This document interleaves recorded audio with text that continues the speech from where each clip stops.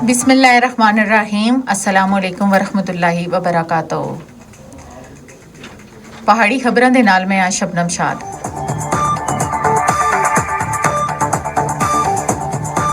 सब तो पहले आई दियां खास खबरां।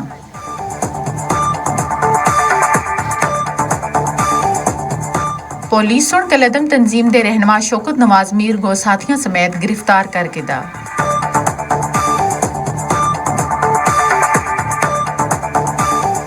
शौकत नवाज को बारहा गलबात ता आख्या गया लेकिन उसने कोई गल न सुनी। वजीर आजम आज़ाद कश्मीर।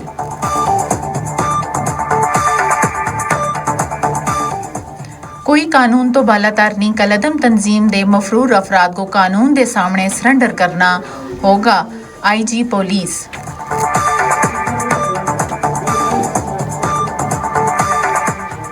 शौकत नवाज दी साथियां समेत गिरफ्तारी तो इंसाफ के तकाजे पूरे होसन। राजा फारूक हैदर खान।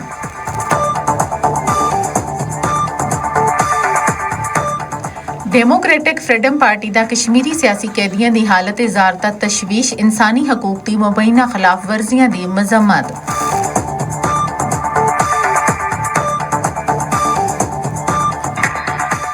भारतीय फोर्सेस सुन जिला कठुआ तो एक उम्र रसीदा कश्मीरी शहरी को गिरफ्तार करके दा। अमरनाथ यात्रा के नां ता सिक्योरिटी कार्रवाइयां मजीद तेज।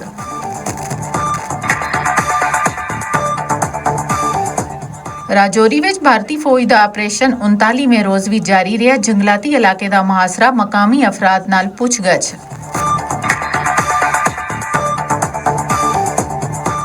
जम्मू विच BSF दी खातून कांस्टेबल सुन हैडक्वार्टर दे अंदर मुबैना तौर ता खुदकुशी करके दी।